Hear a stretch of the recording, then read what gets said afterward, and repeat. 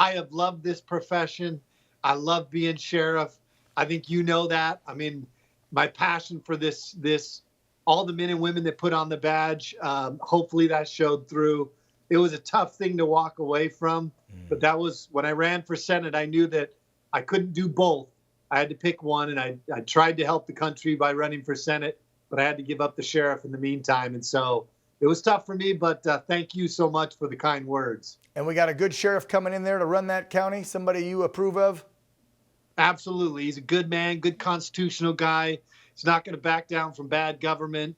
You know, he is the guy that we handpicked, and he's going to do a great job there. You see him right there, Sheriff Ross Teeple. Great man. I hope he'll be a friend to your show as well. And I want to say on a personal note, Dan, thank you for your friendship.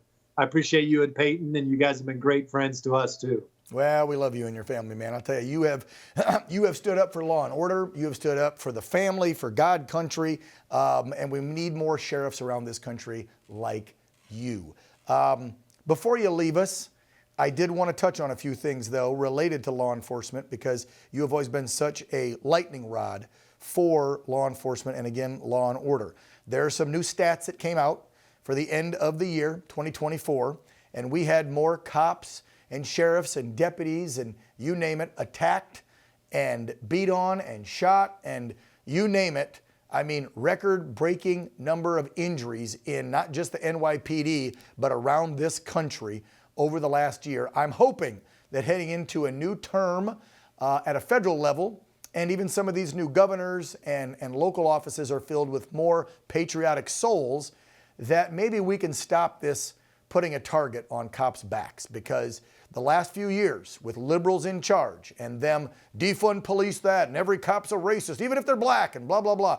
It has been horrific for you guys to wear the badge and try and do your damn job. So as you exit, I wanted to get your thoughts on that. 24, looking ahead to 25. Yeah, look, it's completely unacceptable in society that we would demonize our law enforcement. These men and women are what protect us from the evil that exists in this world. And over this last 24 hours, we've had a glimpse of the evil that exists out there. Yep. That cops stood in after people were hurt. They went and ran towards that guy, eliminated the threat. And this is the kind of work that those men and women do. But I also want to say to the leadership out there, to those who would be leaders in this profession, start standing up for your men and women. Part of the reason why a lot of these guys get hurt or killed is because they hesitate thinking about the consequences. Right.